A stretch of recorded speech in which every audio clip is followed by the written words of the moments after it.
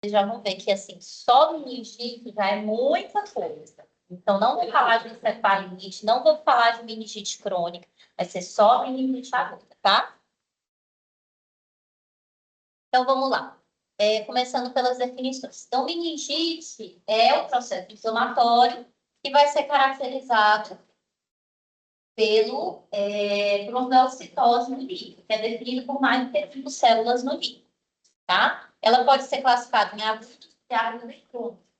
Agudas são sintomas de início bem de horas, que às vezes o paciente já chega na emergência por poucas horas de início dos sintomas, até 4 dias, tá? As subagudas seriam mais de 5 dias de sintomas, e a crônica seria quando esses sintomas e as alterações eufóricas persistem por mais de 4 semanas, tá? Outra definição importante que a gente vai usar bastante é a questão da meningite asséptica. A meningite asséptica é uma meningite em que você não tem identificação de um agente etiológico, o exame físico é normal, você não tem alteração neurológica importante, geralmente com desfecho benigno, tá certo? Só para a gente falar, eu não vou prosseguir, só para a gente saber qual a diferença entre meningite e encefalite, porque na verdade são doenças que se sobrepõem muitas vezes. Então, a característica da encefalite basal é que tem alteração do estado mental por mais de 24 horas, tá certo? Aí eu tenho esses outros sintomas associados: febre, convulsões, déficit focal, alteração licórica e alteração no exame de imagem, na ressonância, ou no eletroencefalo.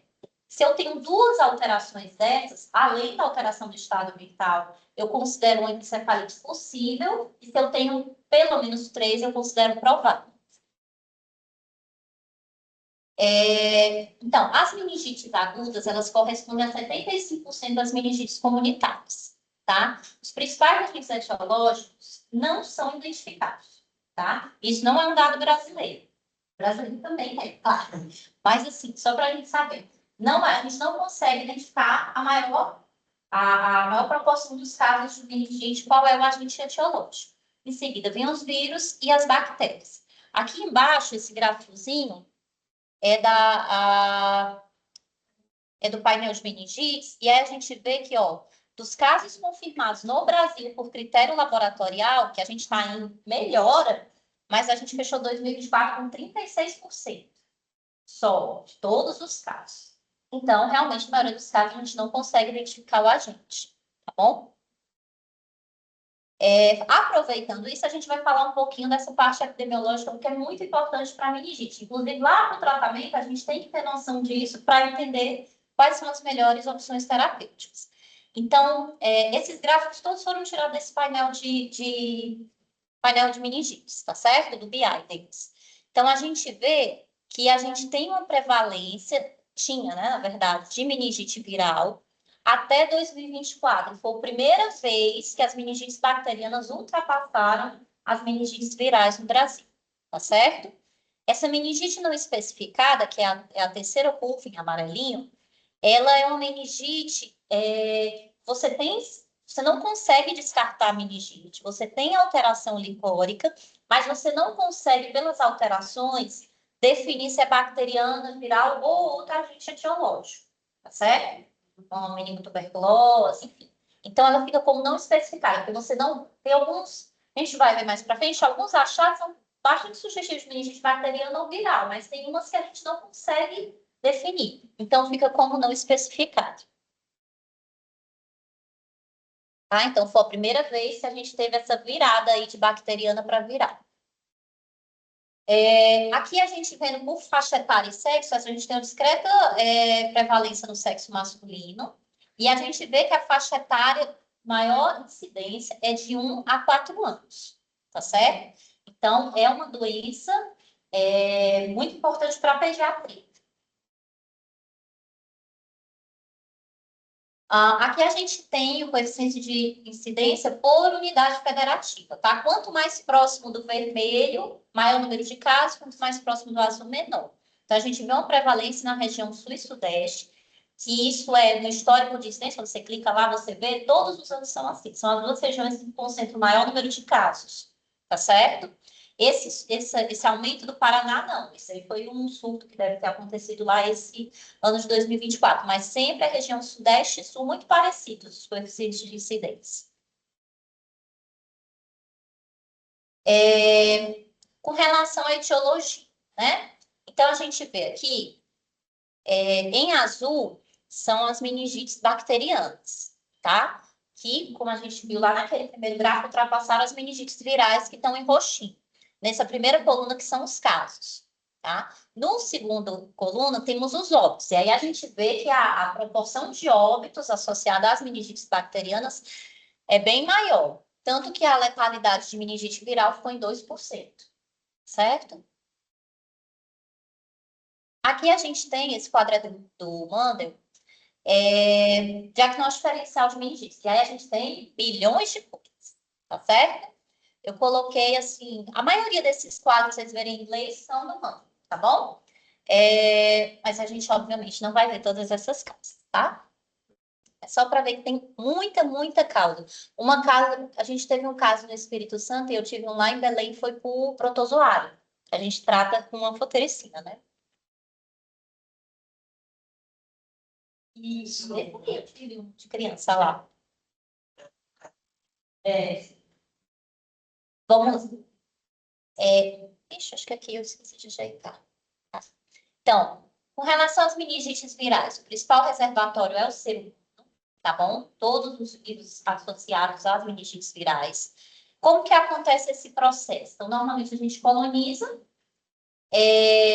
seja trato respiratório ou trato gastrointestinal. Existe, por uma série de razões, algum escape, o vírus consegue escapar dos mecanismos de defesa do corpo, começa a replicar, normalmente nesse local de porta de entrada, onde acontece a primeira replicação, cai na corrente sanguínea, né, é incorporada pelas células do retículo endotelial, faz viremia e aí invade o sistema nervoso. Essa invasão pode ser invasão direta das células endoteliais lá da barreira hematocefálica, pode ser uma infecção das células de glia, neurônios, tem alguns mecanismos que eles não sabem muito bem como é que o vírus passa por lá, né? Quando já existe lesão da barreira hematocefálica, às vezes o vírus entra já fagocitado por leucócitos, tá? Pode ser através de epitélio do plexo coroide ou disseminação através de vasos cranianos e nervos periféricos. Por exemplo, acho que é o caso do vírus da raiva, né? Vamos lá. Então, enterovírus é a principal causa de meningite asséptica, né? O principal vírus identificado. A literatura entre 85% e 95% dos casos de meningite viral são por enterovírus. Só que, assim, enterovírus é uma classe de vírus. A gente tem vários vírus, tá? Mais de 100 tipos. Coxsackie, parecovírus, que mais? Tem vários. Os enterovírus não podem, né? E aí eles são responsáveis, além de meningite, podem fazer paralisia flácida aguda, encefalite, miocardite e até sepsis, principalmente em recém-nascidos. É um vírus de distribuição, são vírus de distribuição global. A principal forma de transmissão é fecal oral, mas existe transmissão por gotículas respiratórias. As crianças têm maior suscetibilidade, maior potencial de gravidade. Existe relatos mais recentes de meningoencefalite por enterovírus em pacientes de rituximab. O período de incubação é entre 1 e 2 semanas, podendo chegar mais um mês. A transmissibilidade através das fezes dura várias semanas e pelas vias aéreas superiores até 15 dias. Geralmente, é um quadro clínico benigno e menos de uma semana de duração, e muitas vezes o paciente nem interna. Essa manifestação clínica vai depender muito da idade, do status imunológico do paciente. Na fase inicial, são aqueles sintomas mais inespecíficos, febre, mal-estar, náuseas, dor abdominal, e depois vão ser seguidos de sinais de irritação meníngea. Lembrando que esses sinais de irritação meníngea não são presentes normalmente em extremos de idade, principalmente em recém-nascidos, tá? Podem ter manifestações gastrointestinais mais importantes, manifestações respiratórias, mialgia e rash. No caso dos recém-nascidos, eles podem fazer microencefalite grave, choque, CVD, convulsão, enfim. Também são vírus associados a miopericardite, conjuntivite. Então, às vezes, o paciente faz um quadro de meningite associado com miocardite. Então, você já pensa em Coxsackie, né? Enfim. E tem aquelas outras alterações que são bem típicas, por exemplo, angina, mão, pé, boca, né? Que aí que o paciente fazendo um quadro de meningite na vigência desse outro quadro, você fica mais, também chama mais atenção para determinados tipos de enterovírus, tá? Como eu disse, a maioria dos quadros é um quadro benigno, né? Evolução benigna. Alguns pacientes podem permanecer com alguns espasmos, insônia, mudança de personalidade, mas não é o mais comum. Agora, existem estudos, deixa até a entidade que eu esqueci de colocar, que pacientes com deficiência de imunidade moral podem fazer infecção crônica, tá? Meningite crônica por enterovírus. Eu não lembro, acho que é 100 months, tá? Com relação aos sinais de imitação meningite, já que a gente falou. Então, a gente tem 3 sinais principais, são Kerner-Brudzinski e Lazeg, sendo que, na verdade, o Lazeg é uma variação do Kerner, né? Então, a gente faz interno, né? Alguém tem alguma dúvida sobre esses sinais? Não, né? Ok. Eles não são, vocês sabem que a sensibilidade deles é baixa, né? Tem a questão de ser examinador dependente, tudo, mas é uma baixa sensibilidade. Então, a ausência de sinais meningos não descaracteriza o quadro de meningite, tá certo? E a rigidez sozinha é muito mais frequente, tá bom? Com relação ao grupo dos herpes vírus, que é outro grupo importante nas meningites. Então, lembrando que esses vírus todos fazem parte do grupo do herpes vírus simples 1 e 2, varicela zoster, CMV, Epstein-Barr, HHV 6, 7 e 8, tá? As complicações mais relevantes são associadas ao herpes simples, tipo 2. Normalmente, o quadro clínico é o quadro clássico, febre, cefaleia, rigidez de nuca.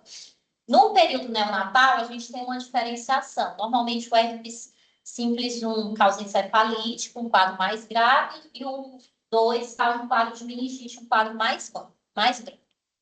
Com o advento da biologia molecular, a gente tem essa chamada meningite molarista, não sei se vocês conhecem, que são quadros meningídeos recorrentes. O nome atual é meningite linfocítica benigna recorrente, que já está explicando o que é a doença, né? Normalmente, em mulheres, na primeira década de vida, tem resolução espontânea. Quando eu fiz residência, a gente ainda suspeitava, mas não tinha ainda, né, esses estudos. Então, hoje a gente já tem estudos com PCR, que identificaram que a principal causa de meningite molar é simples, HSV2, tá? E normalmente, os pacientes não têm lesão herpética quando fazem um quadro meningite. É como se elas ficassem, do mesmo jeito que a gente vê R5 fazendo infecção recorrente cutânea, acaba fazendo o sistema nervoso central. Outro vírus que começou a ser mais identificado como causa de meningite foi o varicela zoster, na forma zoster sinerpédica. Porque normalmente os pacientes não têm lesão cutânea também, tá? Eles fazem um quadro meníngeo, PCR positivo, mas eles não têm lesão cutânea, tá? Então, os estudos mostrando que é uma causa subdiagnosticada e tratável, porque a gente tem um antiviral, né, efetivo. Bom? Outras etiologias virais. Então, os arbovírus, nos Estados Unidos é muito importante o vírus do Nilo Ocidental. Na Europa, o vírus é encefalite transmitida por carrapatos. E no Brasil, a gente não tem dados. Porém, com a quantidade de dengue, zika, chikungunya, oropoche agora, com certeza a gente tem meningite por arbovírus. Mas, assim, realmente, assim, procurei, a gente não tem nenhum dados. Mas, com certeza, tem. E aí a gente tem outros vírus que também podem causar meningite. Lembrando do HIV. tá? Então, o HIV pode fazer meningite no contexto da síndrome retroviral aguda, naquela síndrome monolike, tá? E pode fazer encefalite, seja em pacientes por encefalopatia associada a AIDS mesmo, né? Pacientes com doença avançada, sem TARP, ou pacientes que eles chamam de encefalite CD8, associada a CD8, alguma coisa assim, são pacientes com carga viral sérica indetectável, mas fazem escape viral no líquido, tá certo? E aí, nesse caso, o tratamento é manter TARP, otimizar e fazer corticoide. Tá? E aí, esse estudo eu achei interessante, dos Estados Unidos, que 25% dos pacientes com meningite testaram positivo para HIV. Ou seja, é muito alto. Então, é igual tuberculose. Eu tive tuberculose para HIV, o paciente com meningite tem que fazer HIV. Tá bom? Que a gente vai ver como fator de risco sempre está HIV. Bom, agora indo para as meningites bacterianas. A gente tem esse cinturão de meningite na África, que é o local do mundo onde mais tem caso de meningite. Principalmente meningocócica, mas também pneumocócica. Então, é ali na região subsaariana. Tá? São muitos casos. Com relação às meningites bacterianas, a gente tem experimentado uma mudança no perfil epidemiológico aí nos últimos 20, 30, 40 anos, com a introdução das vacinas, tá? Então, esse aqui é um dado americano, que a gente vê aqui, nessa primeira coluna, ali na década de 80, início da década de 80, depois meados da década de 80, aí meados da década de 90, e já ali final, primeira década dos anos 2000. E a gente vê a mudança, ó, hemófilos, eu não sei se vocês conseguem ver, era o principal agente, caiu de posição, tá? Pneumococo, que não era o principal agente, era a terceira causa, né? Bacteriana, passa a ser a primeira, tá certo? Apesar da vacina, a gente vai conversar sobre isso. Mas foi feito um estudo com relação à letalidade das meningite, não houve mudança ao longo desse período. No Brasil, a gente observa a mesma coisa, tá? Esse primeiro gráfico é da incidência de meningite pneumocócica. E a gente vê ali o marco da introdução da vacina em 2010. E a queda, ele já vinha numa curva de queda, mas caiu bem mais, tá certo? E de hemófilos ainda é mais gritante, certo? Com a introdução da vacina por hemófilos, coeficiente de incidência de meningite por hemófilos caiu drasticamente, tá certo? Então, hoje, como é que nós estamos? O vermelho mais escuro é doença meningocócica, esse alaranjado é tuberculosa, o verde mais claro é aquela bacteriana não especificada, e o verde mais escuro é a pneumocócica. E esse azulzinho é hemófilo, para vocês verem como é hemófilo realmente reduzir. Então, hoje, além das bacterianas não especificadas, que a gente ainda tem bastante, a gente tem uma prevalência de meningite pneumocócica mais próximo à doença meningocócica, tá bom?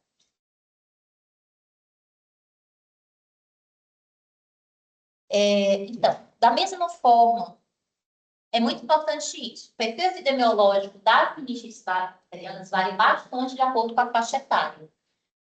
Do modo geral, elas são mais prevalentes nos extremos de idade, recém-nascidos e idosos, tá? E aí a gente vai guiar principalmente no tratamento empírico, pensando na faixa etária, qual vai ser o tratamento que eu vou instituir, tá bom? Então, nos recém-nascidos, as principais causas é estrepto do grupo B, estreptogalate e E. coli. Nas crianças, já maiores que 28 dias, aí a gente já tem a prevalência de pneumococo e meningococo, chegando a 90% dos casos. E em adultos, maiores que 16 anos, aí a gente tem pneumococo, inverte com meningococo e começa a ter casos de listéria.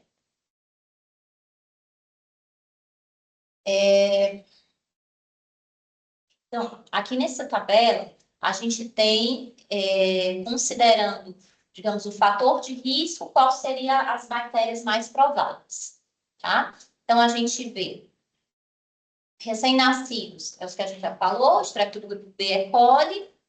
Crianças mais jovens, né? Já vai para pneumo menino e a partir de 50 anos, não vou dizer idoso, já temos pneumo menino, mas aí já volta a listéria, já começa a surgir os gram-negativos, tá certo? Os principais fatores de risco para adultos é a questão da aslenia, seja anatômica ou funcional, alcoolismo, HIV, diabetes, neoplasia, e os imunossupressores, que o transplante vai estar incluindo, né?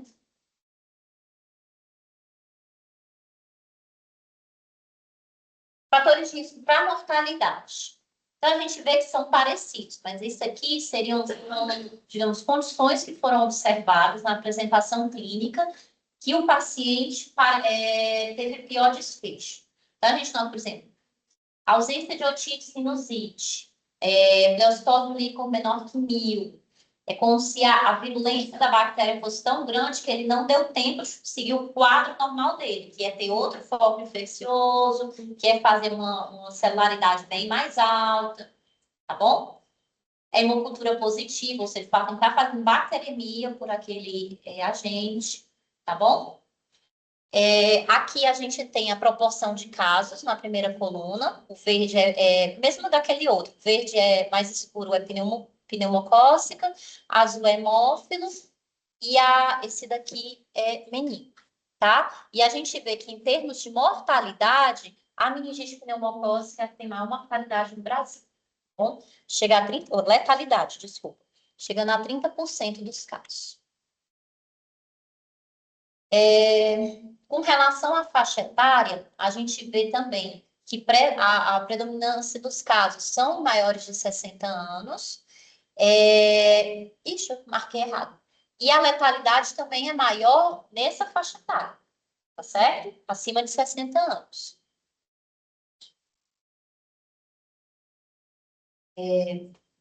Então, as meningites bacterianas, diferente das meningites virais, elas jamais comumente deixam sequelas. Seriam o quê? Déficit cognitivo, alteração de fala, perda auditiva, que pode ser bilateral, alteração visual, epilepsia, déficit motor, hidrocefalia, tá? Isso está mais associado isso acontece mais observado em países de baixa renda, onde, na verdade, a gente tem maiores incidências com meningite pneumocócica, e é relacionado ao agente, no caso, pneumonia, tá? Aqui seria o mecanismo fisiopatológico da infecção bacteriana, tá certo? Então, da mesma forma que na viral você tem a colonização, só que aí bacteriana é nasofaringe, né, considerando essas principais bactérias que a gente está discutindo. Tem invasão local, bacteremia, chega a invasão meningia, vai ter aquela replicação bacteriana no espaço subaracnoide, começa a velhice e liberação de componentes da parede, e aí você começa a ter liberação de citocinas, quebra da barreira hematoencefálica, começa todo aquele processo inflamatório, começa edema, citotóxico, aumenta a pressão intracraniana, pode gerar áreas de isquemia com áreas de infarto, enfim. E aí, no final das contas, você termina com essa questão da redução da perfusão cerebral e perda da regulação cerebral, um mecanismo muito importante para o cérebro de proteção, tá certo? Aqui são a gente tem várias barreiras para evitar isso acontecer, né? Então, aqui nessa tabela, ele coloca o evento, né? Quais seriam os fatores bacterianos que permitem e quais seriam digamos, o mecanismo de defesa que falhou naquele local, tá bom? Quando as bactérias chegam no espaço subaracnoide, aí fica muito difícil, porque lá a gente tem muito pouca célula para fazer opsonização. Então, em relação à clínica, os principais sinais e sintomas da meningite bacteriana são febre, cefaleia, sinais meningios e alteração do nível de consciência, certo? Às vezes é difícil você fechar os três, Mas é improvável você ter uma meningite bacteriana sem nenhum desses 4 sintomas. Em geral, é um quadro clínico mais grave do que da meningite viral, mais paciente mais toxemiado, mais prostrado, sinais de patomeningia são mais evidentes. No curso da doença pode evoluir com encefalite, né? Então tem convulsão, paralisia, alteração de fundo de olho, alterações de pares cranianos. No recém-nascido, então, ele faz um quadro bem mais grave, né? Um quadro de estresse neonatal. E aí, com relação aos principais agentes que a gente já falou, nós temos o hemófilos, tá? Que é esse bacilozinho gram-negativo. A Neisseria, o meningococo, que é esse diplococo gram-negativo. E temos o pneumococo, que é um diplococo gram-positivo, tá bom? O reservatório somos nós, nossas nasofaringes. A transmissão, então, geralmente é pessoa a pessoa através da via respiratória, tá certo? Período de incubação, a média de 3 a 4 dias. Então, hemófilos. A gente vai falar um pouquinho de cada. É um bacilo gram-negativo, tem 6 sorotipos, que essa classificação é de acordo com a cápsula polissacarídea dele. Porém, é muito comum nós sermos colonizados por hemófilos sem essa cápsula polissacarídea. E esse hemófilos, ele faz uma colonização tranquila. Ele não vai invadir, tá certo? Não vai fazer uma doença invasiva, vai fazer doenças ali locais, otite, sinusite, bronquite, tá certo? Corresponde a, como a gente viu naquele primeiro gráfico, a quase 50% dos casos de meningite bacteriana nos Estados Unidos antes da introdução da vacina, principalmente em crianças menores que 6 anos. E o tipo B corresponde a 90% dos casos. Atualmente, houve uma redução de mais de 90% dos casos. Atualmente, entre 3% e 7% a prevalência. Com relação à doença meningocócica. Então, a doença meningocócica, ela tem um espectro, tá certo? Sendo que a gente tem duas principais apresentações, que é a meningite meningocócica e a meningococcemia. O mais comum é a meningite meningocócica, 60% dos casos. Sendo que a meningococcemia é bem mais grave, tá? Uma letalidade maior do que 40%, certo? É uma evolução em horas. Acho que vocês não tiveram oportunidade de ver, né? Mas não quero ver, não. É em horas, né? O paciente chega falando e choca e morre.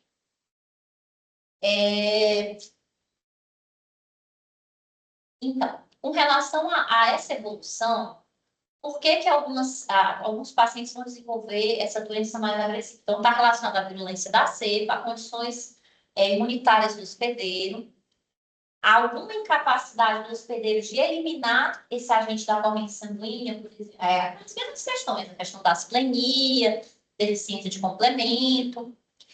Existe uma relação, existem alguns estudos que mostram que infecções virais respiratórias, principalmente influenza e vírus sincicial, favorecem a infecção pelo meningococo. Tabagismo, condições socioeconômicas, contato próximo com portadores. Existe um estudo que mostrou que homens que fazem sexo com homens têm o maior risco de doença invasiva, especialmente se forem portadores de HIV. E outro estudo recente também com o uso de eculizumab, que é usado para tratamento de HPV. Tá? Então, essa é a forma mais frequente da doença meningocócica. E é bem caracterizada, além da parte dos sintomas meningos, febre, cefaleia, vômitos, o paciente tem esse racho aqui petequial, ele começa como um racho, mas logo vira esse racho petequial e depois elas vão coalescer, ficar assim meio corcunda, tá bom? Isso aqui, ao longo do curso da doença, isso pode necrosar, tá certo? Então, não é incomum o paciente ficar, às vezes, sem pontinha de dedo, por conta disso, tá?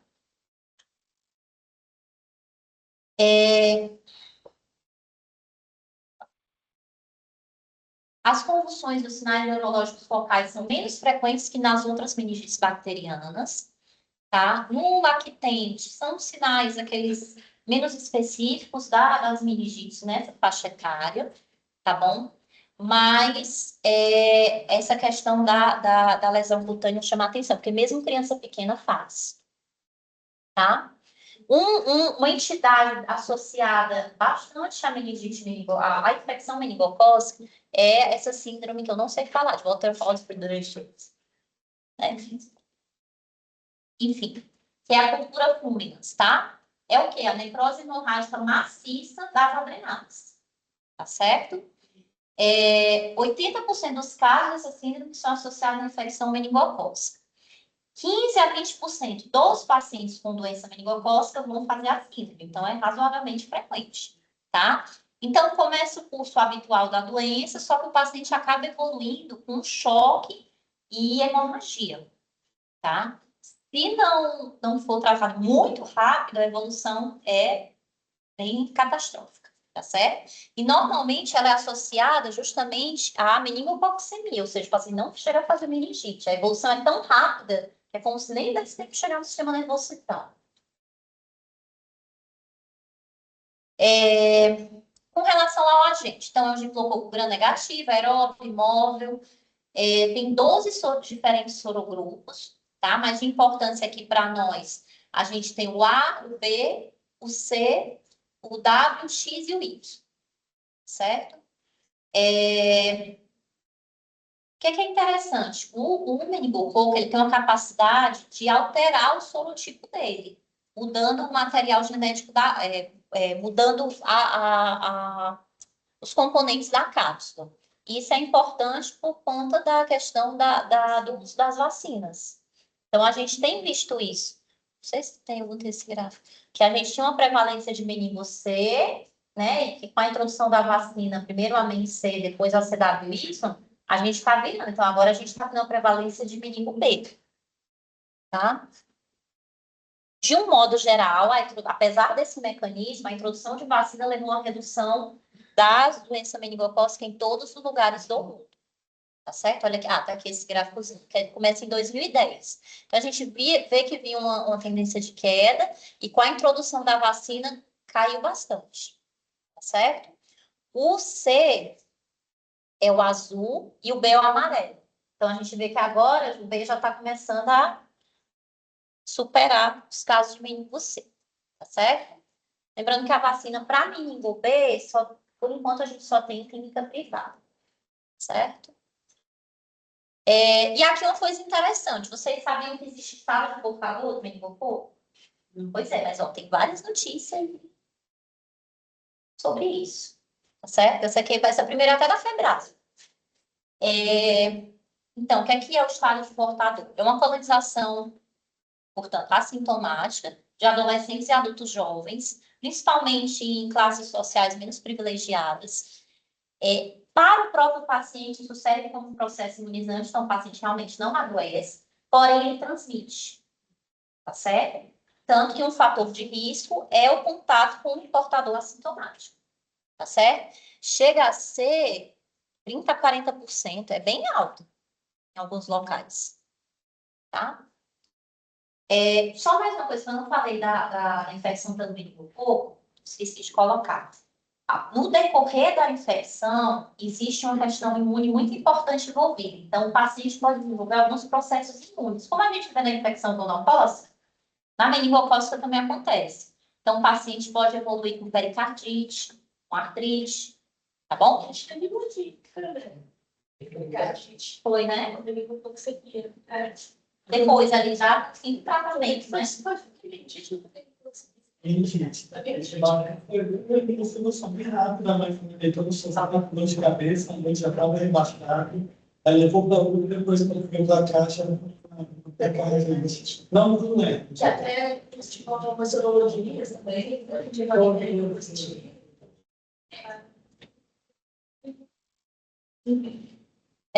Com relação ao pneumococo, né? Então, para agora a gente pneumococo, que é uma bactéria gram-positiva que se apresenta como exposta aos pares, tem mais de 90 sobrotipos, e aí pode causar tanto doença invasiva como não invasiva, certo? Desses 90 sorotipos, a gente tem que 20% são responsáveis por 80% dos casos de pneumonia bacteriana, que a gente considera uma doença invasiva, que estão correlacionados com sorotipos que causam meningite. Tá certo? É a principal causa de meningite bacteriana no mundo geral, tá? A mortalidade nos Estados Unidos é em torno de 18 a 26%, que a gente vê no gráfico do Brasil é parecida.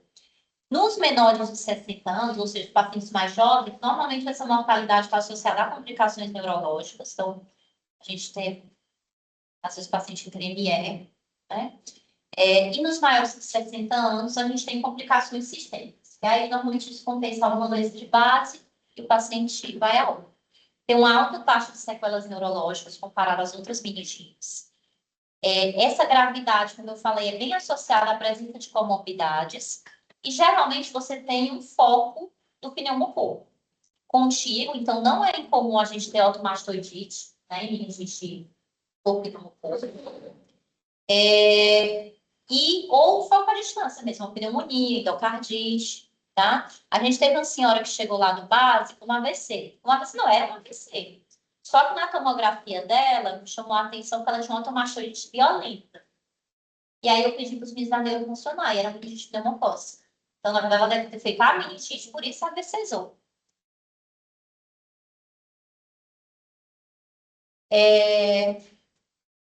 Então, ela é associada, é o agente das meningites recorrentes associadas à trauma crânioencefálico, à fístula picórica. E a introdução da vacina, a gente tem um paradoxo. Porque reduziu os casos dos sorotipos que estão contemplados na vacina, mas você teve um aumento dos outros casos, dos outros sorotipos, tá? Então, ela acabou a vacina, de um modo geral, se tornou mais efetiva nas outras doenças pneumocócicas invasivas. Listéria. Então, a listéria chega a ser causa de 8% das meningites bacterianas, com mortalidade de até 30% nos Estados Unidos. A gente não tem esse dado no Brasil, tá? 80% dos casos são por esses sorotipos 1, 2B e 4B, e o sorotipo 6 é o de pior prognóstico. A listéria é uma bactéria que a gente encontra bastante no ambiente, tá? Solo, materiais em decomposição. Então, os surtos costumam ser associados ao consumo de alimentos contaminados, certo? Quais os fatores de risco para a listéria? Um deles, a gente fala pouco a gestação, tá certo? Dos casos de listéria nos Estados Unidos, acho que quase 30% são gestantes, tá certo? Os extremos de idade e todos aqueles outros fatores de risco que são comuns, acabam sendo comuns para todas as outras meningites. Lembrando que, do ponto de vista de bacterioscopia, ele é um bacilo gram positivo, certo? Então, a gente tem, das 4 principais causas, a gente tem um diplococo gram positivo, um diplococo gram negativo, um bacilo gram negativo e um bacilo gram positivo, tá? Streptococo do grupo B. É a principal causa de meningite em recém-nascidos. Existe uma morbidade importante na recuperação. Por isso, né, é um agente da sepse neonatal. Então, por isso que foi instituída a questão do protocolo de coleta de suave, né, com pesquisa de Streptococcus grupo B nas gestantes, tá certo? Porque 15 a 35% dos casos são colonizados, assintomáticos, e a introdução da antibiótico profilaxia nesses pacientes que são colonizados reduziu os casos de sepse precoce, tá bom? Também é possível infecção em adultos, mas não é tão comum, e aí também entra já naqueles pacientes com fatores de risco para infecções bacterianas. Outros bacilos negativos podem ser causa de meningite bacteriana, mas normalmente a gente tem algum outro fator associado, TCE, procedimento neurocirúrgico, uma bacteremia, uma sepse por gram negativo, tá? Aureus é um agente de meningite, mas também não é comum. Então, se não for um paciente, a principal causa de meningite associada a aureus é pós-procedimento neurocirúrgico. Então, se eu acho um aureus, um paciente que não fez neurocirurgia, o que é que eu tenho que fazer? O que vocês acham? Então eu tenho que fazer o quê? Imprescindível. Mais o quê? Exames. Ah, você falou da paciente de cardite. Tá certo? Tem que procurar endocardite, tá? Não sendo associado, claro, paciente dialítico, paciente de risco, né, para infecções por auros, mas normalmente infecção relacionada à assistência à saúde, tá? E o diagnóstico? O diagnóstico de meningite é por punção lombar, tá certo? Punção lombar, lembrando, nossos Zés, tem alguma dúvida com relação à técnica de punção? Pode falar. Tá? Então, o paciente tem que estar bem posicionado. A técnica, eu escolhi essa forma porque eu achei bonitinha, porque o paciente está com campo, ele está com luva, tudo do jeito que tem que estar, uma técnica estética, tá certo? Não igual aquele acesso maravilhoso que foi não nada. Já acabou. Acabou, não tem campo. Tira essa boca, né? Eu de menos. Eu tinha uma dúvida, eu queria poder puxar com a ciência. Então, Porque tem uns que ficam muito devagar. eu já vi gente fazendo, mas eu não aconselho. Que a neuro faz muito isso. Assim, Em relação também a... Tem uma diferença. Ali, os jovens esse paciente que não tem experiência sectoriana. A gente faz uma função lombar para receber depois. A gente faz função lombar em paciente que estão geralmente com meningite e tem hipertensão intracraniana. Quando você coloca esse nível, puxa, você faz uma identificação que a chance é paciente enviado. Então, isso não é recomendável. Se você for fazer isso eventualmente, eu posso ver que eu já fiz algumas vezes. Mas se você for fazer isso, geralmente o que eu aprendi a fazer e é errado, primeira coisa, você não coloca assim lá e tira um gradiente de pressão maior, você pode ser puxada já. Então, a primeira pressão que a seringa faz, nunca, você puxar aqui, tem tudo.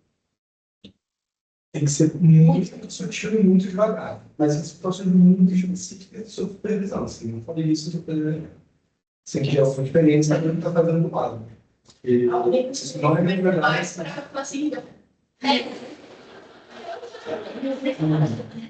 E eu vou te dizer que a última pessoa que eu vi fazendo isso aqui na paciente, a gente falou para ele como fazer. Só foi lá, fez ele com pressinha. Hoje em dia, o paciente não me conta encefálica. A gente não sabe porque vai cheio de ar. Assim, eu não recomendo. Não tem um tipo de parte nisso também. É uma pergunta que ficou depois. Mas, pelo menos da velocidade que ele tinha uma marcha, uma velocidade bem devagarzinho mesmo, e ele colocava, era um cilindro, esse cilindro pequeno, para dar uma pressão menor, e ele colocava ainda um extensorzinho, né? Que é até para não ficar ali direto na seringa, na agulha. E até de logo, você fica também numa posição mais incômoda, aí você tem a tendência, né, a puxar maior. Eu deixava lá e esticadinho, aí apoiava a mão descansada e ficava lá puxando devagarzinho. Né? Então, estimulando a velocidade do gotejamento. Ou seja, assim, eu acho, um paciente que você funciona e está gotejando, não vejo muita indicação de você puxar, porque você tem que puxar nessa velocidade.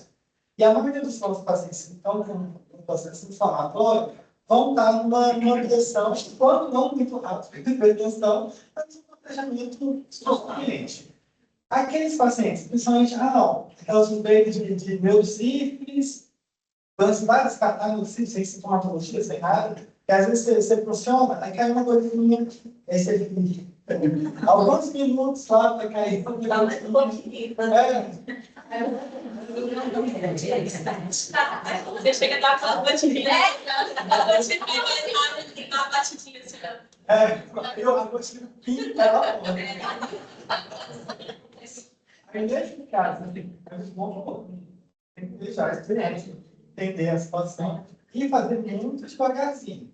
Né? Porque não é velocidade que queria o normal, né? Tem planejamento habitual de que funciona. Então, são situações bem específicas. Para acelerar o paciente que já está gotejando o sistema geral, a função lombar é demorada. O gotejamento vai ser demorado, é demorado. Não tem como agilizar muito isso. Mas aquele que está abaixo do esperado, tem algumas patologias, também nem todas, poderia pensar em fazer bem devagarzinho. Mas tem só uma diferença por Vai dar ruim. Gente, eu continuei na sétima. Precisa ler. Não, né? Se a neuro e a anestesia não fazem, o problema é deles. Mas a gente é infecto, a gente vai fazer do jeito certo. Não, porque eu fiz a saúde lá na neuro-infecto, eles também não. Eles não fazem o quê? Mas não faz capote, exatamente. Não usa capote, não faz mistério. Mistério. O capotezinho não é o mistério. É porque bom é máscara para própria proteção. Tem a ver com você não sofrer um acidente ocupacional, né? O óculos, né? O óculos de proteção, luva, porque se vai lá, você espirra ali, vai cair em você todo. Então, essa planetação é isso. Aí o que você pode discutir a barreira máxima, não precisa com um catéter, não, o caminho aqui, né? Isso, é um campo. Não é campo longo, não. É só a questão de ser transporte sério. Eu acho que a situação uma coisa, você está diante de um paciente com uma meningite aguda, com suspeita de estrepto, que precisa de manejo imediato, choque com antibiótico, que tem que ser colocado na terapia intensiva, que vai para o tubo, você precisa funcionar.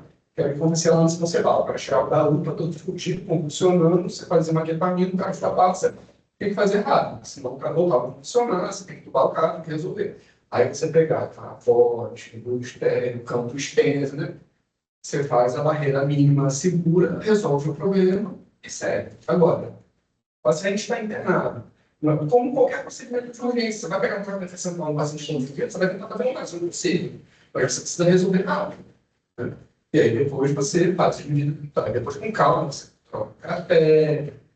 Recomendação da Anvisa. O cara vai centrar o pé em situação de urgência, trocava em 48 horas. Porque na situação de urgência, você geralmente acaba negligenciando algumas etapas de segurança. Então, nessa situação, eventualmente você vai precisar acelerar e algumas coisas não vão acontecer. Talvez você busque de capote, talvez o carro vai ter, se não tiver sujidade, você vai ter gemação, vai ser passar por isso que não dói, por aí vai. Agora, o paciente está internado na enfermaria para fazer uma função de controle de cripto. Não tem vivência nenhuma disso. Barreira máxima, capote, tudo aqui. Vamos fazer uma segurança, porque o risco para ele, do procedimento, é maior que o benefício está fazendo ali para controle. Outro cara está fazendo para criar uma condição agora. Vai, resolve. Vamos lá. Então, são situações e situações. A recomendação é a barreira máxima. Ótimo, luva máscara, desgermante, alcoólica, o campo maior possível, etc. Agora, depende da situação que você se encontra. Então, cuidado com isso. Às vezes, eu acho que o local que você está fazendo isso, local que eu digo físico, assim, não local de serviço, influencia. No sentido, por exemplo, lá no São José, a gente tinha uma sala de procedimentos. Então, eu já ficava com roupa privativa e fazia na sala, que era uma sala só para procedimento, era passagem de catéter, função lombar, biópsia. Diferente de você fazer na enfermaria, quente, cheio de paciente, cheio de coisa, cheio de gente andando, entendeu? Acho que a gente tem que pesar essas coisas. Quem era fofinho, conhece a Eurolive. A Tamara não vai fazer uma empresa de São Lombar. E aqui tem gente que os estados que funcionam, não tem isso. Eles chamam uma empresa que coleta o tempo de faz na análise. Cadê o rosto? Álcool 70, campo, luz estéreo. Você fala para o pessoal do live de algum problema. Dados, mostrar tudo isso.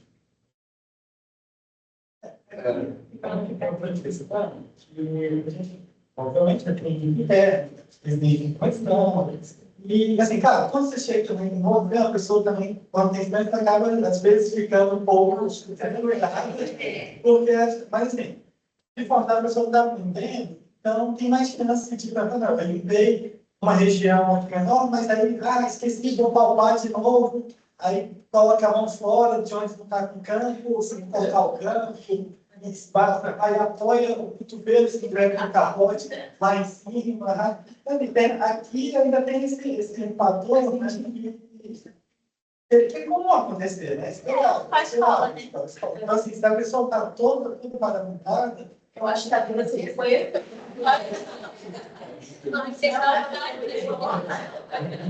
Tem placa, tem história.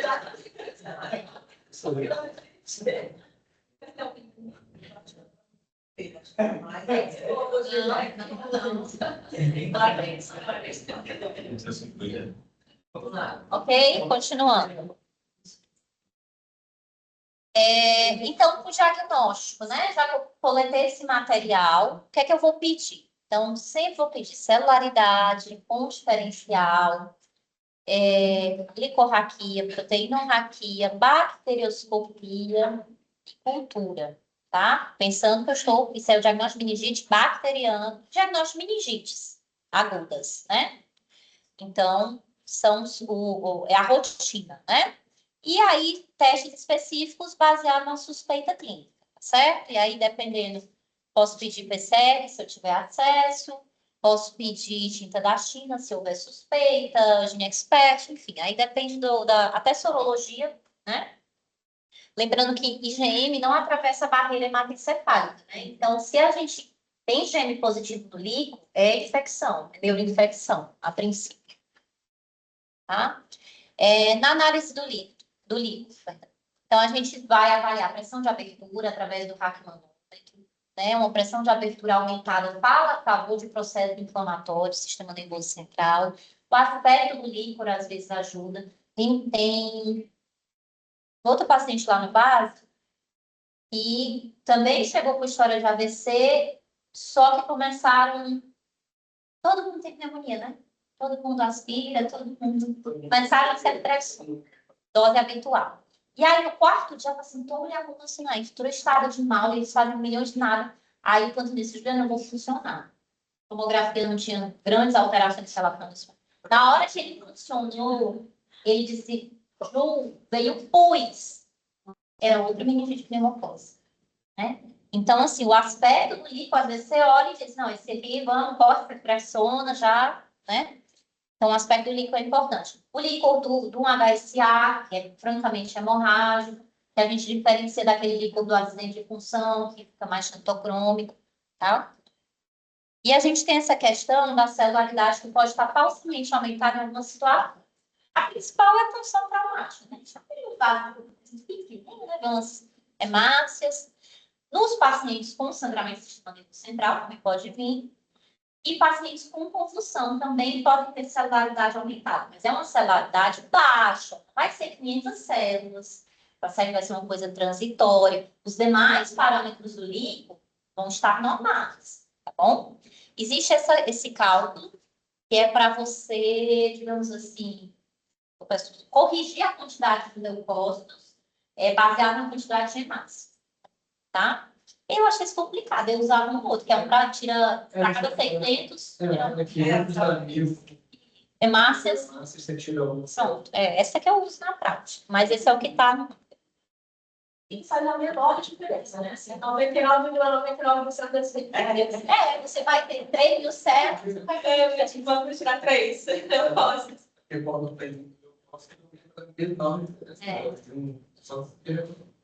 mas mesmo assim, maior partilha, né?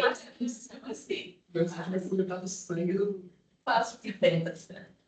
Então, a glicorraquia, lembrando que ela deve ser comparada com a glicemia, tá? A relação esperada é mais ou menos 0,6. Por que é importante a gente ter a glicemia? Se o paciente é diabético, está hiperglicêmico, no momento da coleta, a glicorraquia pode dar normal, falsamente, né? Por outro lado, se o paciente, até pela questão da própria meningite, dos sintomas, está hipoglicêmico, a glicorraquia pode dar mais baixo do que daria mesmo sendo, por exemplo, uma meningite viral, não costuma baixar tanto, tá? A proteína raquia também existe, ele coloca essa fórmula, no caso das funções traumáticas, para você, digamos, dar uma corrigida, mas também não vai fazer muita diferença. E aí, o lactato, tá? Qual a importância do lactato, Nili? Alguns estudos mostraram que, dentre vários métodos que foram testados, o lactato aumentado no líquido seria o melhor parâmetro para diferenciar entre meningite bacteriana e meningite viral, tá certo? Só que, tem um detalhe, com vários outros parâmetros do líquido, ele altera rapidamente o uso de antibiótico, tá certo?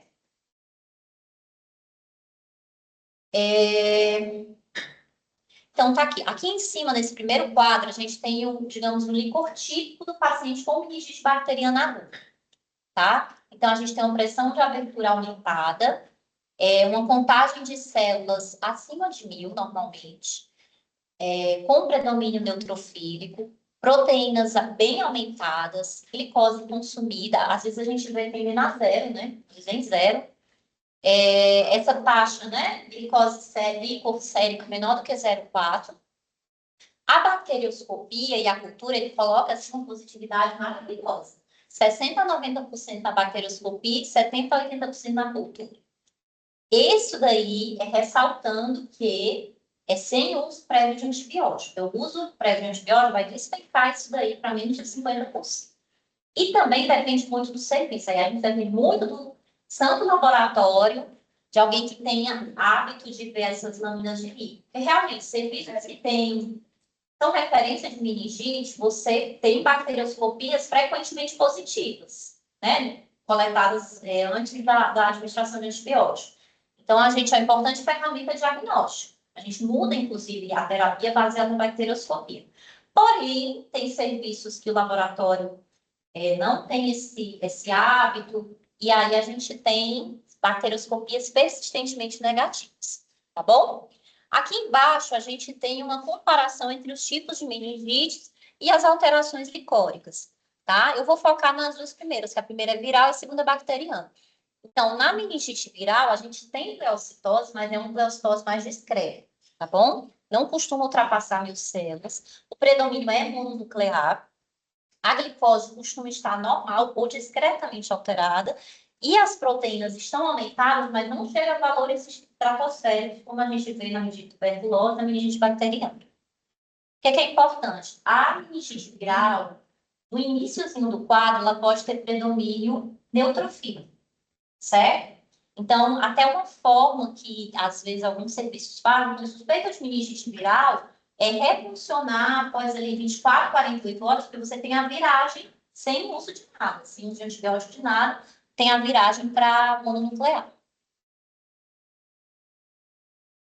Então, diagnóstico, a gente já falou, a gente tem a bacterioscopia, tá certo? É uma ferramenta de diagnóstico bastante importante.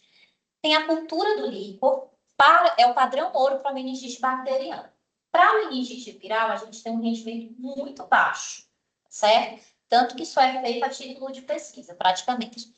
Então, nesse contexto, a biologia molecular, os PCR, vieram assim para nos ajudar bastante, principalmente no diagnóstico das meningites virais. Porque antes a gente simplesmente não sabia. A gente falava que era vírus e, né? Como os vírus respiratórios, que hoje em dia a gente consegue identificar rinovírus, né? Vários vírus que antes a gente sabia que existia, mas nunca via, né? Então, o PCR, para mim, gente, foi muito importante. Mas também é muito importante para a bactéria. Por quê? Porque o PCR, ele não depende da bactéria viva. Então, eu posso ter iniciado antibiótico, que às vezes é muito comum, você iniciar, né? Dependendo do serviço, que aquela já começa antibiótico antes de coletar o líquido, e o PCR permanece positivo, porque ele detecta fragmentos da bactéria, tá certo? Então, é altamente sensível, específico, um teste bem rápido, né? Tem alguns multiplex com 2 horas, 1 hora já tem resultado. Tem como fator limitante o custo ainda, né? Por isso que a gente não tem, infelizmente, em todos os lugares. E existem estudos de PCR, né, multiplex, assim, com teste de sensibilidade antimicrobiana, que vai ser principalmente para pneumococo, né? Que a nossa grande dúvida é se precisa ou não usar uma comissão. Só para vocês saberem, caso algum dia vejam, existiam, nunca mais vi, esses testes de aglutinação em lavas, eu ainda peguei isso, mas não são mais recomendados, tem vários falsos positivos, vários falsos negativos. Então, teste indivíduo, tá bom? Existe um teste em estudo, outro teste rápido, que aí esse é imunocromatográfico, específico para pneumonia, esse parece mais promissor. E a gente pode usar PCR, provas inflamatórias, para nos ajudar, principalmente nessa diferenciação de viral e bacteriano. Como quadro viral, a gente espera que essas provas estejam normais, ou bem baixinhas. Por outro lado, é muito improvável que o paciente com meningite bacteriana, que é uma infecção grave, tenha um PCR normal, um trocalcito baixo, certo? Complicações relacionadas à função. Então, a principal complicação é dor de cabeça. Acontece em até 20% dos casos. Existem algumas recomendações que eles orientam para tentar reduzir a incidência. Seria a utilização de agulha menos calibrosa. Essa questão de manter o paciente pronado, mas é bem certo. Essa AN é a Academia Norte-Americana de Neurologia. Ela recomenda esse uso de agulhas atraumáticas, que eu olhei a foto, eu não vi diferença para a que a gente usa, que é a da BD, que é outro jeito lá que ele fala. Deve ser alguma coisa na pontinha, mas eu juro que eu não consigo mostrar. Entendeu? Mas tem várias coisas falando sobre isso. Atraumática. É desse jeito que tá. É uma agulha que não fura. Existe a opção da reinserção do estilete, ou seja, do estiletezinho, né? Antes de você retirar a agulha. Porque o princípio dessa cefaleia seria, digamos, manter ali um desbofetamento mínimo do líquido, extravasamento, até que seja o orifício seja fechado. Mas a cefaleia é benigna, ela vai resolver em algumas horas ou dias, tá? Outra complicação seria o sangramento local, mas raramente chega a ser uma complicação grave. Pode acontecer em pacientes de uso de anticoagulante, algum distúrbio de coagulação, de fazer até hematoma ali com pressão medular, mas isso é raríssimo. Infecção também é raro, tá certo? Sendo que existe uma orientação clara para você não fazer punção em pacientes que têm infecção local, seja interna, ali, né, no saco epidural, ou local, na pele, tá certo? Nas adjacências da pele. Nesse caso, você faria uma função cervical ou cisternal. E a herniação, que é a complicação mais temida que a gente já falou, tá bom? Ela normalmente está associada a aumento de pressão intracraniana e a esse desbalanço na hora que você funciona. Por isso que alguns pacientes é importante manter ali uma observação, monitorização pós-função. Mas lembrando que existem algumas infecções que elas se propulsam com a herniação, como a própria meningite criptotose, né? A pressão da própria doença é capaz de eliminar, tá certo? Dito isso, a gente sabe que em alguns casos a gente vai precisar de neuroimagem. De um modo geral, exames de imagem não servem para o diagnóstico de meningite, tá certo? A gente vai usar quando? Quando a gente tem essas situações com suspeita de lesão, com efeito de massa, que aumentam o risco de herniação. Mas lembrando que, nos casos, no estudo lá, com pacientes que herniaram pós-função, mais de 40% tinham tomografia normal, tá? Então, assim, se questiona, e muitos guidelines questionam, assim, se essas recomendações, que são ainda as vigentes do IDSA, que é o último guideline do IDSA é de 2004, se elas realmente são tão efetivas. Pensando que você vai fazer tomografia, às vezes você vai atrasar início de antibiótico, né? Ou vai começar um antibiótico, mas vai perder a chance de identificar o agente etiológico. Mas essas são as do guideline do IDSA, que seria qualquer imunossupressão, antecedente de doença do sistema nervoso central, convulsão de início recente, alteração do nível de consciência, papiledema e déficit neurológico focal, tá? O guideline europeu é de 2016, se eu não me engano. Ele já, digamos assim, restringiu. Ele só considera, para indicar tomografia, se pudesse focal em uma escala de Common de Glasgow abaixo de 12. É porque do Reino Unido um é 10 e outro é 12, eu não lembro qual é qual. Que é muito parecido com o do Reino Unido. E o guideline sueco, ele tirou essa questão da alteração do nível de consciência, porque ele considera que faz parte da própria doença. Eu acho que vai ser, eu acho que isso é, eu tirar, comparando o que vai crescer ou nunca vai crescer para fazer a função lá dos pacientes com meningites. Tem um estudo. E não fez nenhuma diferença. Isso, exatamente. Na questão do nível de consciência. Não, inclusive eles tiveram, tem um estudo, não lembro qual, que ele mostra até benefício, porque você diminui o atraso do antibiótico. Tá, então, quando eu vou usar a tomografia ou a ressonância, do ponto de vista de diagnóstico, quando eu quero avaliar complicações. E aí, o exame de imagem de escolha seria ressonância, tá? Porque algumas não vão ser vistas na tomografia. As principais, como, por exemplo, vasculite, tá certo? Então, o que é que a gente vai procurar? Vasculite, hemorragia, área de infarto, na isquemia. Em quem? Em pacientes que persistem com febre, apesar da terapia antimicrobiana adequada, pacientes que têm sinais clínicos de hipertensão intracraniana persistente, pacientes que mantêm déficits focais ou que surgem novos déficits focais, pacientes que voltam a convulsionar ou que não controlam as convulsões, nos recém-nascidos, crianças que cursam com o aumento da circunferência craniana, né, aquela medidazinha que eles fazem. Enfim, então são pacientes que saem da evolução esperada da meningite aguda, que é para você institui a terapia, de um modo geral, ou o paciente vai estar naqueles 20 a 40% que vai morrer e vai morrer logo, ou ele vai evoluir bem, tá certo? E aí a gente tem uma porcentagemzinha que vai ter essas complicações. Aqui é uma vasculite, pós-meningite pneumocócica, tá? Eu sei que os pacientes com meningite melhoram, não tem febre, tem que pensar em complicação, não é em resistência bacteriana. Exatamente. O paciente está com infecção em vão embaixo da defeito, não vai passar para primeiro. Então, assim, tem um dano. Tem casos que a gente foi isso. Não, pode falar. Chegou com folha, a pica. Não é. Meningite é uma doença da infectologia. O neurologista não sabe manejar meningite. Não sabe. Eles não sabem. Tem passando muito frio, gente. O paciente estava internado em um outro hospital, tinha ido dar um meningite para lá, a família pagou um Murray, era um estreptopneumônio. O paciente foi para a enfermaria dele, neurologia do outro hospital.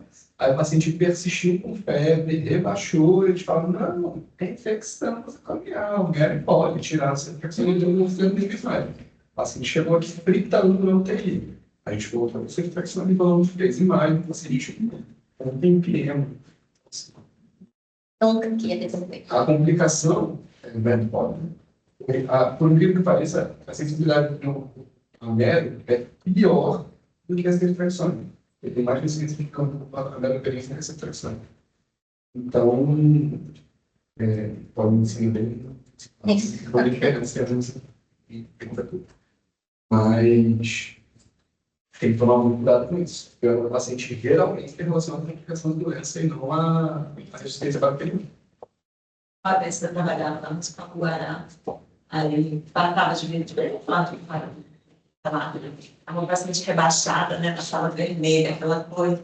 Eu não tinha foco, vamos fazer um lipo. Aí o médico me respondeu, mas para que vai fazer lipo? Se ela já está com melanina e não vai mudar nada. Gente, eu me estourar nesse dia. Eu falei, deixa eu ir embora desse lugar. Eu não vou aguentar. Tá. Faz diferença, sim. Muda tudo. Aqui é outra imagem, só para vocês terem ideia. Isso aqui é uma meningite pneumocócica também. Aqui é no tipo D0. E aí, você vê o edema 3 dias depois, 72 horas depois, cerebral de fundo. Certo? Isso é independente da resistência do microorganismo. Bom? Vamos lá. Então, chegou um paciente com suspeita de meningite, certo? Vou avaliar se ele tem algum fator de risco, alguma coisa que contraindique uma punção imediata, tá certo? Que seria esse caminho aqui da direita. Não tem oleomoculturas, e faça a punção. A gente vai entrar já nesses detalhezinhos, mas inicia a dexametasona e terapia antibiótica empírica, baseada no quê? Baseado na idade, no contexto epidemiológico do paciente, tá? Aí o lífor veio compatível com meningite bacteriana, vou olhar o grano, foi positivo, ajusto, não, foi negativo, mantenho e espero os demais exames, tá certo? Se o paciente for para outra coluna, ou seja, ele tem alguma coisa, algum motivo que eu vou adiar a punção lombar, eu colho hemocultura, tá? E começo o tratamento, tá certo? Faço a tomografia e depois funciono, dependendo do que vier na tomografia. Então, qual é esse tratamento empírico? É essa tabelinha aqui. Então, baseado na idade e nesses fatores, paciente é imunocomprometido, paciente tem fratura de base de crânio, paciente tem história de trauma, neurocirurgia. Então, eu vou adaptar meu esquema de acordo com esses fatores aqui. Tá certo? Posso fazer uma pergunta? Com certeza. A propedêutica diagnóstica de hemocultura, pressão lombar, IPC, ela só adia o início da dexametasona no antibiótico se isso puder ser realizado em até 30 minutos. Você não adia antibiótico empírico e meningite se você for demorar mais de 30 minutos para fazer a propedêutica. Porque senão você piora o desfecho para o paciente. Exatamente. Meningite é a pior emergência da infectologia. Talvez na neutropenia febril, você não acha que é pior da neutropenia febril. Eu acho. A sequela é maior. Então, não se adia início de terapia empírica e meningite de forma nenhuma se você não conseguir resolver as outras coisas em pelo menos 30 minutos. Ah, vai esperar o neurologista. Eu já dei um pedido no hospital do trabalho, porque o pessoal não tinha começado o antibiótico. O paciente que estava esperando o neurologista que ia chegar em casa, está precisando assim, não faça isso, você está maluco. Então, assim, começa o antibiótico, vai reduzir o rendimento da cultura, vai ser. Pelo menos o paciente vai ficar vivo. Então, não se adia terapia empírica, esperando punção lombar, PC de crânio, a não ser que isso vai ser resolvido nos primeiros 30 minutos, você pode passar depois. Aqui no Brasil, quando eu cheguei aqui no Brasil, tinha muita coisa de fazer só refracção e vamos, tá? Terapia empírica é refracção de vamos. Está errado não fazer com penicilina. A gente tem muito pneumococo resistente à penicilina e esse refração. Eu fui olhar no. Então, Eu fui olhar o Cirema agora em 2024, que é por causa da pneumonia. E foi triste. Eu nem coloquei os dados, mas eu Olha, escrevi. eu ainda peguei o de não meningite, né? Porque a minha meningite ainda é menor. E até o de pneumonia, para pneumonia já é algo assim, a se considerar. Assim, pelo menos a quantidade de sensíveis da meningite era. Passou a ter de forma muito predominante no SUS, um pouco que é o 19A, e é basicamente relacionado à resistência. E ele é o mais predominante. Então, a gente tem muita resistência. No Brasil ou no Brasil? No Brasil. E eu vi lá o sensível dose dependente, isso para não meningite. Estava chegando a ceftriaxona, chegando a quase 20%. A gente Tinha pouca resistência a ceftriaxona, mas o sensível dose dependente não meningite era quase 20%. Eu fiquei assim. Tem muita coisa. Então, assim, não dá para não fazer vancomicina. Eles não fazem vancomicina, está errado atualmente. Não, eu começo a me perguntar até para as pneumonias comunitárias graves, A né? gente tem feito. Aquela necrofose, né? Pelo menos a dose da ceftriaxona para 2012 é muito fácil. A gente tem feito até sair PSA. E a gente teve sempre indicado de PTA, bastante grave. Mas você tem feito vampo ou você tem que dobrar a dose de ceftriaxona? Tem feito. Se eu acho que você também não compra bastante terapia no corpo, se eu acho que é muito grave, eu faço, aí faz. Porque é outro contexto, né? A terapia de base, você quer painel, veja se é que não for ou não, eu acho que tem pouco tempo. Mas, Será que eu sou incubado para fazer isso? para mim é grata. É que o pneugrama não necessariamente só quer dizer que ele seja incubado. Tá bom. Ela tá afiada. Eu já sei o que sobre isso, entendeu? Vou tirar da evidência. Não, então é isso, tá bom? A gente vê na tabela, então, recém-nascidos, esquema de escolha é AMP, com ceftaxima ou aminoglicosida, tá bom? Normalmente aqui a gente não tem ceftaxima no hospital, você tem muito pouco, vocês têm. Então a gente acaba usando antigênico, né? Em crianças maiores, a partir de 1 ano, você vai ver aquele esquema básico, ceftaxona, van, e pacientes com fator de risco, ampicilina, para estéreo, certo? Obviamente, vai virar um pouco, né, gente? Se tiver BGN, né? Tá certo? Isso é empírico. Ainda não vi bacterioscopia, não vi nada. É aquela primeira dose que eu estou fazendo no paciente.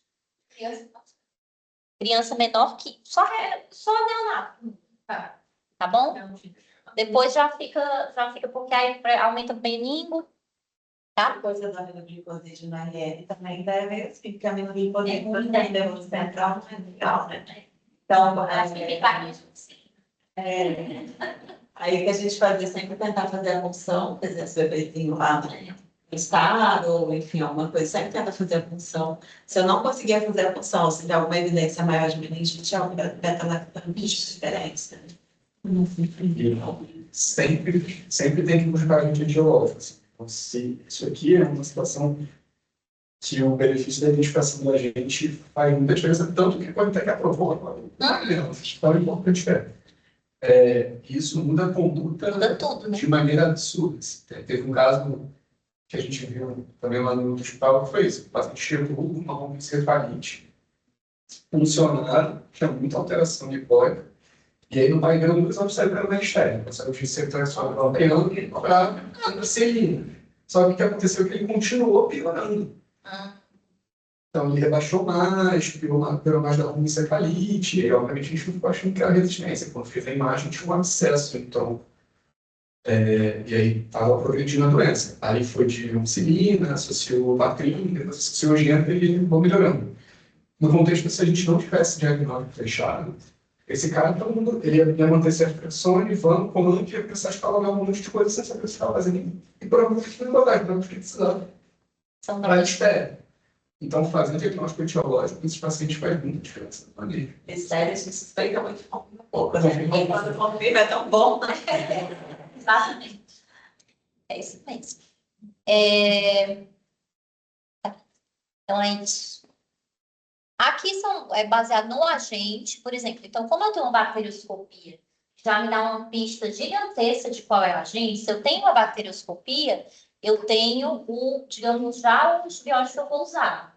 Se for hemófilos ou meningococo, basta a ceftriaxona, certo? Se for pneuma, a gente mantém a vanca. E se for listéria, já vai para penicilina ou ampicilina, tá bom? Aqui são as doses, para vocês saberem, mas também tem no manual. E aqui coisas importantes. Eu circulei os 3 que são mais importantes, certo? Então, assim, a terapia de escolha para hemófilos. Se for beta-lactamase negativa, é 1. Se for positiva, é ceftriaxona, certo? Para meningococo, a gente não tem relato de resistência. A gente pode usar penicilina ou AMP ou ceftriaxona. E para pneumococo é o que rola, porque vai depender dos MICs.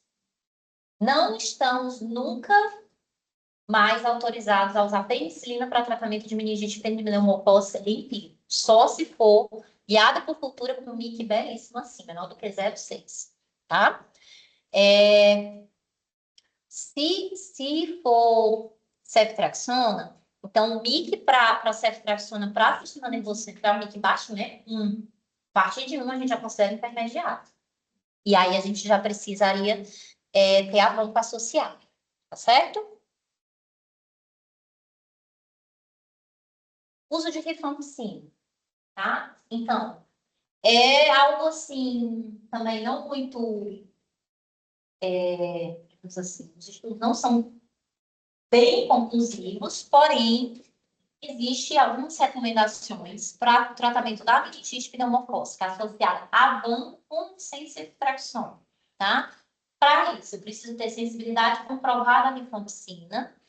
E vou usar sempre? Não. Vou usar quando o paciente está com aquela resposta mais arrastada Ou se eu tenho um MIC bem mais alto para ceftriaxona, um MIC maior do que 4, tá bom? Que já é resistente mesmo. Corticoterapia. Então, uso da dexametasona, que a gente viu lá no fluxograma. Ainda é controverso, mas a conclusão de todos os estudos que ele cita é o seguinte: eles não têm muita certeza se tem benefício, mas não causou nenhum mal. Então, eles preferem todos usar, certo? Então, o estudo que mostrou assim, melhores benefícios foi em hemófilos, em crianças e pneumocócicos em adultos. Mas assim, não foi uma coisa assim tão... porque os grupos não eram muito homogêneos, mas assim, foram os estudos que mostraram mais benefícios. Na prática, a gente não usa na meningite meningocócica, porque essa tem estudo mostrando pior desfecho no uso de corticoide, tá bom? O ideal é que a primeira dose seja feita 20 a 30 minutos antes da primeira dose do antibiótico, tá certo? Nessa dose, 0,15 mg por quilo de 6 em 6 horas. Lembrando que o IFSA não recomenda fazer corticoide se já foi feita a primeira dose do antibiótico. Os outros guidelines, o europeu e do Reino Unido, eles consideram que pode fazer até 12 horas da primeira dose, certo? Mas, assim, o benefício é bem sério. Tratamento da meningite viral. Então, o tratamento da meningite viral costuma ser de suporte, né? Às vezes o paciente nem interna, porque o quadro é mais benigno. Normalmente, quando interna é mais para hidratação, controle de sintoma médico. Existe uma medicação chamada fleconaril, que pode ser que tenha algum uso com os pacientes com enterovírus, mas seriam aquelas situações mais pacientes que evoluem com um quadro muito grave, ou aquela situação da infecção crônica por enterovírus, tá certo? Não seria para uso disseminado, porque a evolução costuma ser benigna. No herpes simples 2, os estudos, de um modo geral, não mostram que é indiferente do antiviral. Teve um estudo que mostrou benefício em pacientes imunossuprimidos, certo? Então, talvez fosse a melhor indicação. Na meningite de Mollaret, que é aquela meningite recorrente, não mostrou benefício em você usar tratamento profilático, né, supressivo, tá? Não diminuiu a incidência dos casos. Com relação à duração do tratamento, então, para meningite meningocócica são 7 dias, tem alguns estudos com um tempo bem curto, 4, 5 dias, tá? Na meningite não meningocócica, ou seja, hemófilos e pneus, são 10 a 14 dias. Para estrepto do grupo B, já vai de 14 a 21. E estéreo são pelo menos 3 semanas. Tá? Quando a gente... Exatamente. Não, menino tem um monte de estudo. Aí tem um estudo ali com um dia. Clorafenicol. Clorafenicol, mas um clorafenicol aí Isso, pronto, resolve. Tá? O agente etiológico não identificado, a gente trata por 14. Tratamento, ficou feio, ambulatorial. Então, é possível, aquela discussão que a gente tem, o paciente precisa ficar 14 dias internado? Não. O que é que eles recomendam? Que ele tenha pelo menos feito ali quase uma semana de tratamento hospitalar, ou seja, parenteral, que esteja febril, que não tenha nenhum sinal de gravidade neurológico nem clínico, que esteja conseguindo ingerir, né, via oral. Eles recomendam que a primeira dose do antibiótico seja feita supervisionada para ver se o paciente vai tolerar, não vai ter nenhuma reação. Que seja um paciente que tenha facilidade de acesso ao serviço de saúde, que possa retornar, caso precise.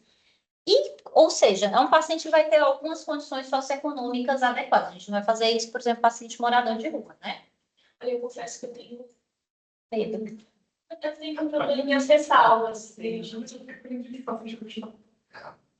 outra coisa, é porque é pelo menos 6 dias, ou seja, você vai liberar... A menina nunca, né? Provavelmente essa pessoa já tratou o que ela tinha que tratar ali, né? Principalmente que a gente não tem tanto estudo. Agora, mesmo porque é difícil de você conseguir fazer um equivalente oral bom, uma patologia, então... Com a penetração. Exato, para chegar na dose correta, penetração. A gente está vendo que a resistência à penicilina, pelo menos a sensibilidade intermediária já está tão alta. Aí, o que você vai usar? Você pode fazer a mão samulada, sabe? Tem que entrar de escola no grau. Fazer o quê? Cidade? Prega, sede de mim. Já. Sim. De terceiro, não me permite fazer nada. Eu já ouvi falar. Você tá por de porteiro? Tô terminando. O salário de praticamente Igual.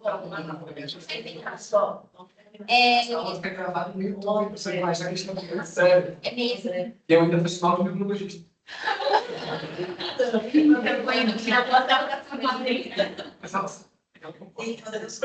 Vamos lá. Outras terapias adjuvantes, então, seria o controle da hipertensão intracraniana, o uso das crises convulsivas e a parte da hidratação venosa e correção de distúrbio hidroeletrolítico, principalmente sódio. Quimioprofilaxia, tá? As dúvidas que sempre temos. Ela é uma medida eficaz na prevenção de casos secundários, que não são comuns, diga-se de passagem. Porém, pela gravidade da doença, existe uma indicação. Quais seriam? Os contatos próximos dos casos suspeitos de doença meningocócica ou por hemófilos. A gente não faz profilaxia para meningite pneumocócica. É para meningite meningocócica e meningite por hemófilos, somente, tá?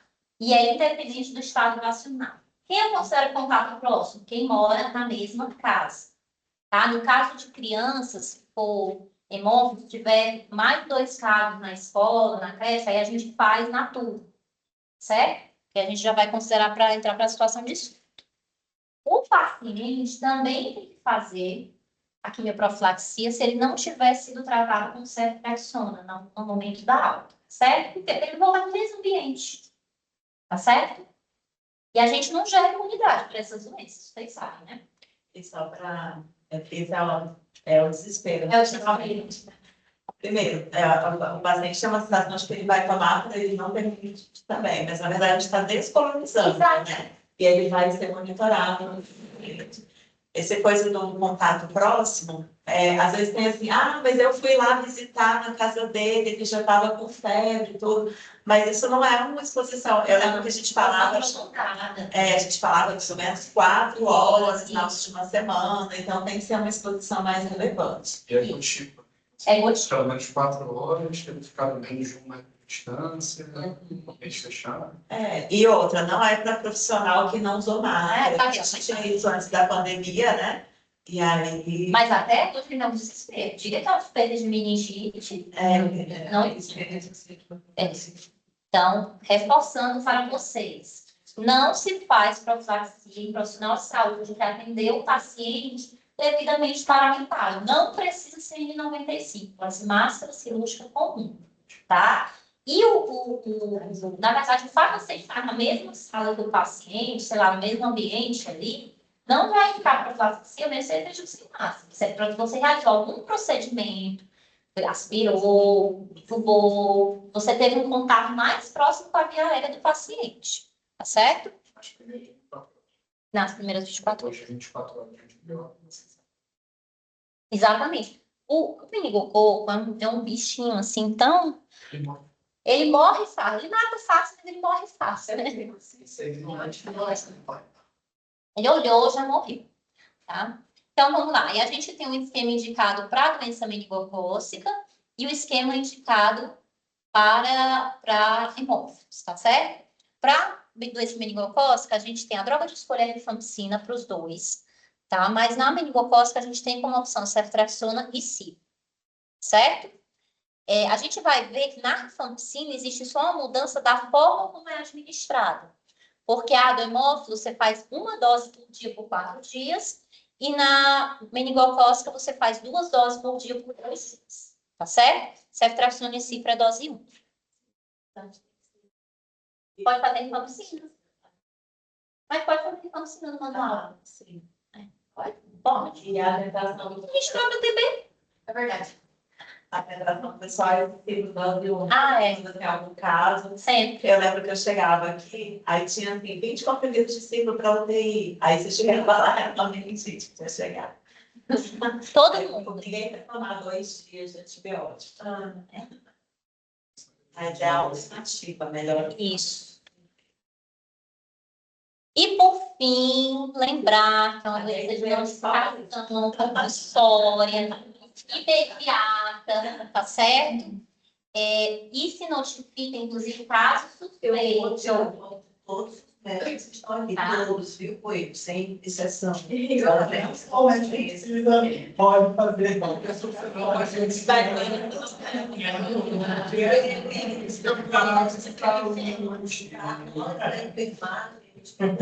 Qualquer profissional de saúde. Grave e extensável. Você não precisa ter caso confirmar. Todas essas doenças de notificação compulsória, você não espera a confirmação para notificar. Tá certo? Você notifica a suspeição. Até porque, no caso das meningites, vai haverá essa avaliação dos compactantes para ver a indicação de profilaxia.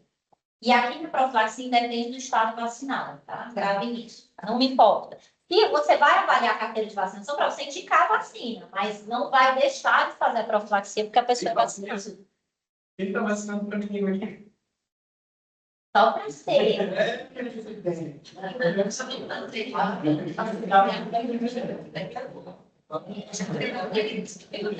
Eu acho que eu tô meio bem. Eu não sei. É uma vergonha nas classes. É mesmo. Você tá aqui.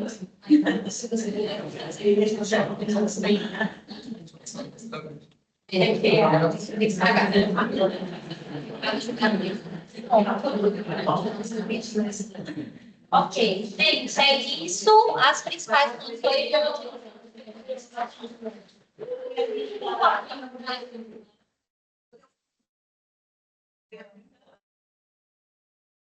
Ai, verdade.